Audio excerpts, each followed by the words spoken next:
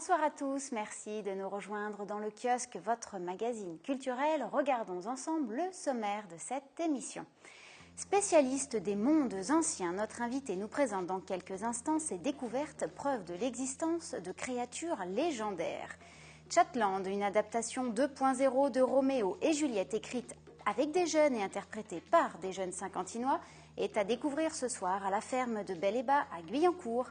Les 15 et 16 mai, le Prisme à Elancourt présente Perdu dans Stockholm, une comédie poétique de temps de crise. Nicolas Gervais a rencontré Pierre Notte, auteur et metteur en scène. Après plusieurs années de recherche dans le désert du Taklamakan, situé à l'ouest de la Chine, notre invité, archéologue, voyageur, naturaliste, a découvert l'existence d'une créature légendaire, un étrange squelette qui aurait sa place au musée d'histoire naturelle à Paris, mais qui nous est présenté en exclusivité à la Commanderie des Templiers à Elancourt jusqu'au 6 juillet. Bonsoir Jamel Zedam. Bonsoir. Alors on vous connaît sous le nom de Monsieur Z, et pour entrer tout de suite dans le vif du sujet, alors quel est ce vestige qu'avez-vous trouvé ? Eh bien, j'ai eu la grande chance de trouver dans ce désert un squelette tout à fait étrange, un squelette complet d'un animal non encore identifié à ce jour et qui correspond à un mythe, une légende locale du Taklamakan qui s'appelle la tortue des Cannes. Donc c'est un squelette avec une anatomie tout à fait particulière, tout à fait étrange. Vous pouvez nous la décrire ? Alors, c'est un animal qui est doté d'une carapace pointue, assez lourde, de membres antérieurs très très massifs, et puis d'une tête avec 3 paires d'yeux, donc 6 yeux. 6 orbites. Voilà, 6 orbites oculaires, et puis des membres avant très très rigides, un peu comme des défenses. Donc c'est une anatomie tout à fait étonnante.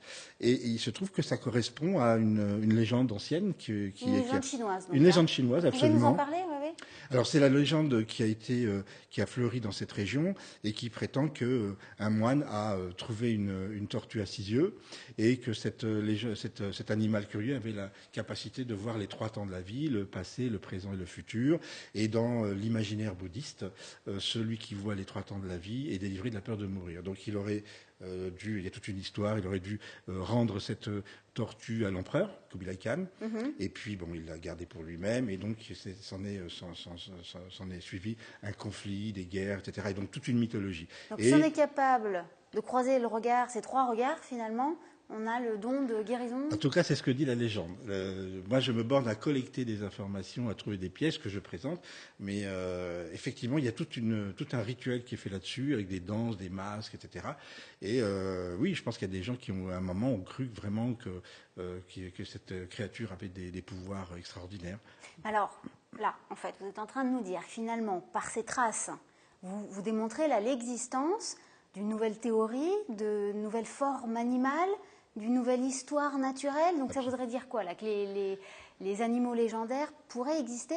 Absolument. Alors absolument. Derrière les légendes, il se peut qu'il y ait une vraie réalité. Quand on s'intéresse à un certain nombre de champs de recherche, on peut trouver des éléments qui nous incitent à penser.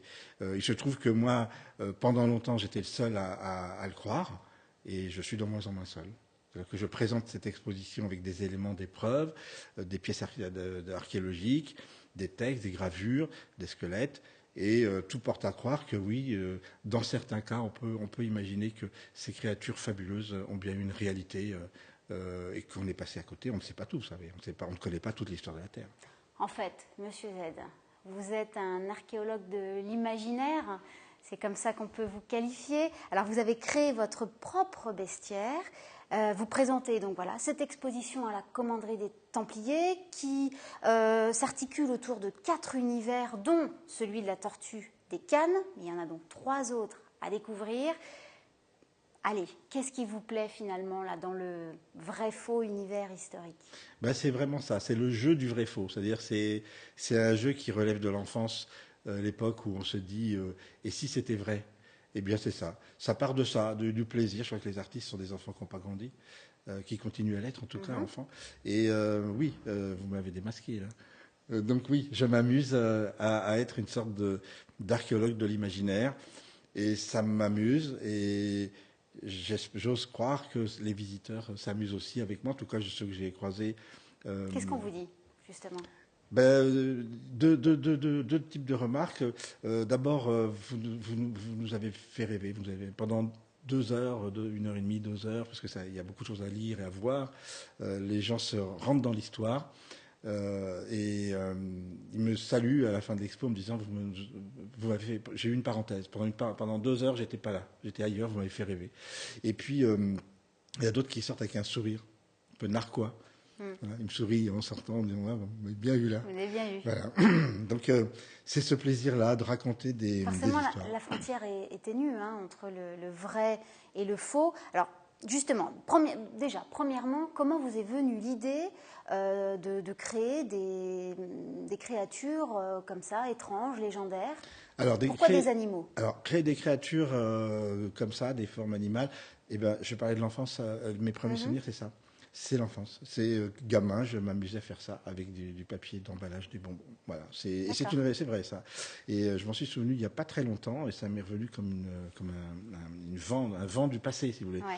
Et je me suis vu gamin pendant les récrés au lieu de jouer au foot, je ne sais pas jouer au foot, j'ai le droit, et de faire des animaux avec des bouts de papier. Et ça ne m'a pas quitté. Enfin, en réalité, je m'amuse à voilà. Et donc comment je travaille? C'est simple. Je commence par trouver des formes. Voilà, parce qu'en fait, votre démarche, elle est à la fois artistique, ethnologique, scientifique. Vous le disiez dans le cadre de l'exposition, on va trouver des éléments écrits, des dessins. Alors voilà, comment vous travaillez exactement? Alors d'abord, je cherche et je trouve des formes. Moi, ce qui m'intéresse, je suis sculpteur. Donc c'est la forme qui m'intéresse, c'est la forme qui me plaît. Et puis comme je m'intéresse beaucoup au monde animal, la forme animale, elle impose une certaine forme d'anatomie. Enfin, comme en même temps que je la fais, je l'imagine bouger, vivre, etc. Et puis une fois que la forme est trouvée, à ce moment-là, je commence à la mettre dans une réalité. Donc, je vais la placer dans un environnement, une histoire, dans une culture. Et j'aime l'histoire naturelle, ça je vous l'ai dit, mais j'aime aussi les arts premiers. J'aime beaucoup les arts premiers. Je m'intéresse beaucoup à ça. Et c'est une forme d'art qui me touche particulièrement. Et donc, je vais en même temps faire des recherches documentaires dans une culture. Donc, par exemple, la culture papou, la culture de nouvelle. Ce qui veut dire qu'aujourd'hui, par exemple, pour reprendre la tortue des Cannes, vous allez resituer complètement le contexte et géographique, ethnologique, scientifique. La tortue en elle-même, par exemple, son corps, la façon dont il est articulé, vous êtes servi de modèles existants? Pas du tout. Non, pas du tout. Vraiment, c'est la forme. Moi, je m'amuse à trouver des formes. Une forme qui m'amuse, en fait. Et une fois qu'elle tient, qu'elle me satisfait, après, je vais la placer dans un univers, dans un vrai univers, dans un vrai contexte. Et donc, tout ce qu'on va pouvoir lire autour de cette créature, pour le coup, est réel. Alors... Vous pouvez peut-être pas tout nous dévoiler. Non, il faudra y aller. Si on est plusieurs à croire que tout ça est vrai, je pense que ça pourra devenir vrai. Voilà. Je m'amuse jusqu'au bout. Je pense que le jeu, c'est d'aller jusqu'au bout de son rêve. Et en tout cas, c'est le mien.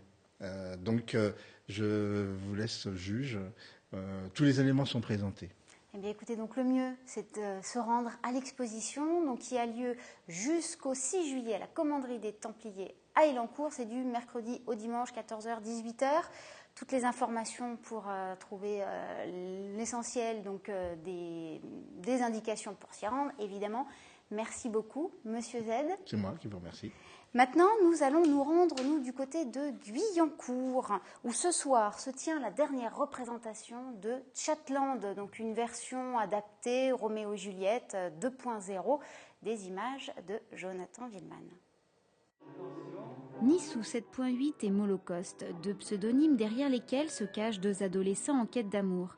À travers leurs écrans, ils chattent, se rencontrent virtuellement, se découvrent sur la toile. Mais pour combien de temps? Et que se passera-t-il une fois dans la vraie vie? C'est une histoire d'amour qui va mal tourner entre deux adolescents parce qu'il y a des relais qui ne sont pas des relais humains mais des relais justement technologiques qui créent des rumeurs et des choses fausses sur ces deux adolescents et qui les emprisonnent dans un endroit dont ils ne peuvent plus sortir. C'est ces outils qui sont à la fois géniaux parce que très rapides et qui permettent une plus grande connaissance du monde et de l'autre, et en même temps qui la freinent dans une réalité. Écrit par Dominique Sampiero et mis en scène par Aurélie Vandendal, Chatland est la restitution d'une création théâtrale écrite avec des jeunes et interprétée par des jeunes cinquantinois. Une fiction à la frontière du réel dans laquelle la mise en scène relève le défi d'incorporer les nouvelles technologies tout en conservant la théâtralité et le jeu des comédiens.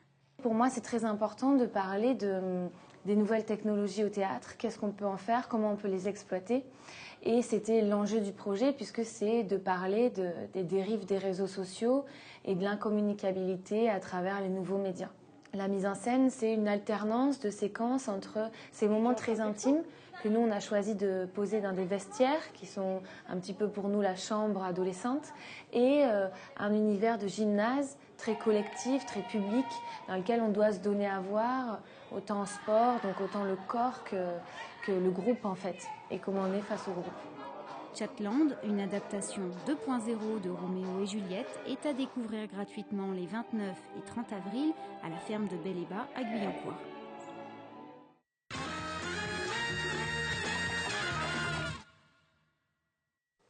Perdu dans Stockholm, une comédie poétique de temps de crise à découvrir les 15 et 16 mai au Prisme à Élancourt. Nicolas Gervais a rencontré Pierre Notte, l'auteur et le metteur en scène.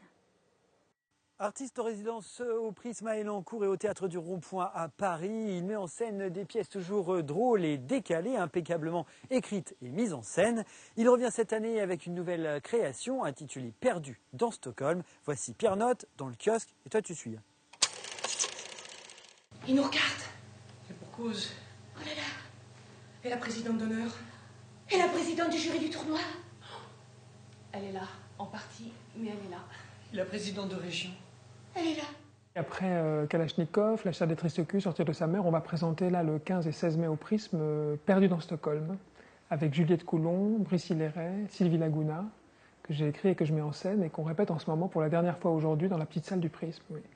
Le froid, c'est excellent pour la peau. Mais on ne va tout de même pas. Allez hop, tout le monde à poil. Oh là là, oh là là. Presto, presto. Oh ben non, ben non. Oh bah dis donc, ça alors? Eh ben oui, Mon Dieu, si je m'attendais, ce serait dommage. Regardez ailleurs, c'est difficile. Il faut tout garder. Lulu, quel gâchis. Ah ça, quel outil. C'est un mobil-home témoin qui se trouve dans les hauteurs d'une ville de bord de mer, comme Trouville par exemple. Un mobil-home témoin parce que c'est la crise du logement et que la tante ne sait pas du tout où aller.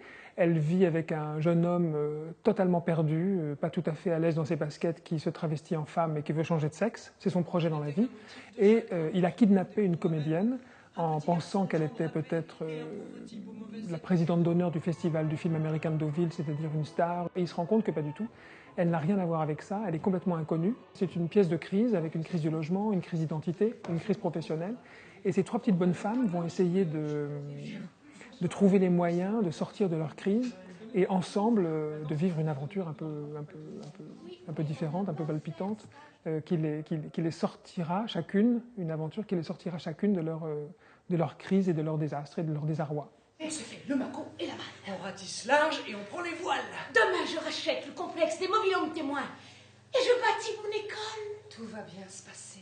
On a affaire à des individus, à des figures qui sont inaccomplies, qui sont dans des états de désarroi, de désastre. Ils sont perdus un peu dans la vie, parce que voilà, c'est ça qui me trouble, qui m'intéresse, qui me touche. Ça nous regarde tous, évidemment. Ils sont dans ces états-là, et puis ils vont chacune, là ce sont trois femmes, dont une est un homme, elles vont chacune essayer de sortir de leur désastre, de leur naufrage, et tenter de s'accomplir ensemble, et c'est ensemble qu'elles vont y parvenir. C'est toujours un peu ça, moi, que je crois mes pièces racontent d'une manière ou d'une autre. Soit dans le cadre de la famille, dans le cadre des relations amoureuses, là c'est dans le cadre de vie particulièrement chahutée par des crises financières, identitaires, professionnelles, sociales, de tous ordres, qu'on connaît tous particulièrement en ce moment. Oh bah il est 3 heures. Ah les vaches! Quoi les vaches? Normandes? Elles ont tout sifflé les salopes. Elles sifflent les vaches normandes? Elles ont tout siroté. Whisky, vodka, liqueur de poire. J'avais tout planqué dans l'armoire à kimono, je ne retrouve plus rien. Nos petites élèves ont découvert mes cachettes. Elles se les sont toutes enfilées, nos bouteilles. Les pièces, elles proposent simplement d'essayer de dresser des portraits joyeux d'individus qui nous ressemblent, et pour essayer d'en rire un peu, et puis pour essayer de réfléchir à une manière peut-être plus poétique, décalée, un peu inventive, un peu joyeuse de s'en sortir l'espace d'une représentation. Elles se sont bien impliquées, nos gamines. Comment on fait le thé? Comment on le sert? Comment on le sent? Comment on le boit? Tu parles? Elles ont tout bu. Ah, santé bonheur. Ça passe par le rythme pour moi. Il est important que ce soit toujours très vivant, très vivace, très rythmé, très enlevé. On essaie d'organiser un mouvement de fête pour que tout le monde participe à un moment donné à un moment de réconciliation. La saison prochaine, je nous mets en scène toutes les trois dans les 3 sœurs de Tchekhov en version kabuki et on tourne la pièce dans toute la Normandie. Il y aura des chansons cette fois ou ça? Oui, il y a des chansons, mais elles sont un peu différentes. Elles sont différentes parce qu'elles font partie de l'action. C'est-à-dire que les comédiens jouent une scène particulière et puis à un moment donné, ils la jouent en chanson. De mêler la chanson, de mêler la danse, de mêler la poésie, de mêler la grossièreté, de mêler les conneries. Mais j'aime beaucoup les conneries, les petites conneries. On fait des crêpes, par exemple, et on va les manger. Ensuite, on les partagera, peut-être. C'est des petits moments comme ça qui me semblent des moments de séduction qu'on partage avec le public. J'aperçois déjà l'Angleterre. Dans la brume se dessine là-bas la côte anglaise et nous voilà sauvés des eaux, filles du pédalo. Si sol sol ré do, je vois des planches, des parasols, des cerfs-volants qui tournent et volent dans un ciel dégagé. Et après s'être perdue dans Stockholm, on retrouve Aurélia qui n'était pas bien loin puisqu'elle était sur le plateau de TV Fil.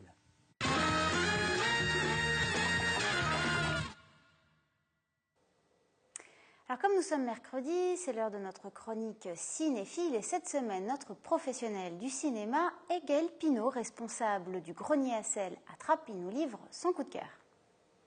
Au cinéma Le Grenier à sel de Trappes, nous vous proposons une soirée complètement déjantée avec 2 films de Quentin Dupieux. Le premier, c'est Rubber, qui est un film hallucinant d'un pneu serial killer, qui ça se passe dans le désert californien.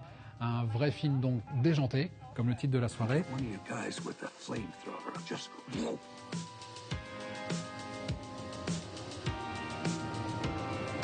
Anybody there? Weirdos. Et le deuxième film, c'est Wrong Cops. Et là, on est dans le quotidien de Duke, un flic corrompu à Los Angeles, et de toute son équipe. Et tout le commissariat, c'est un petit peu n'importe quoi. Ils vendent de la drogue cachée dans des rats morts. Ils font des tas de magouilles. Et ce sont 2 films qui sont un petit peu foufous, que l'on aime beaucoup. Et que nous vous proposons donc le mercredi 7 mai à partir de 19h. Le tarif, c'est les tarifs habituels du cinéma. Et vous retrouvez tout ça sur notre site internet cinémagrenier-à-sel.com. Don't look at me. It's about the feeling. It's all about the feeling. Your parents know you're a street hooker? No, because I'm not a street hooker. Prostitution is wrong. Fuck out! Oh, what?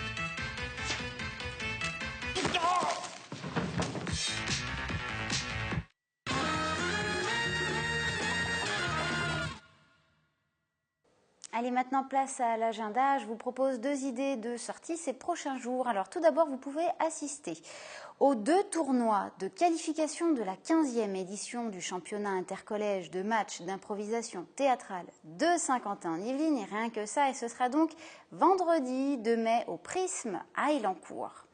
Vous pouvez également vous rendre à la salle des archives municipales à Versailles qui accueille vendredi et samedi de 14h à 18h une exposition autour du 60e anniversaire de la fin de la guerre d'Indochine. Voilà, notre émission est à présent terminée. Merci de nous avoir suivis. Je vous retrouve donc la semaine prochaine en direct à 18h30. À mercredi.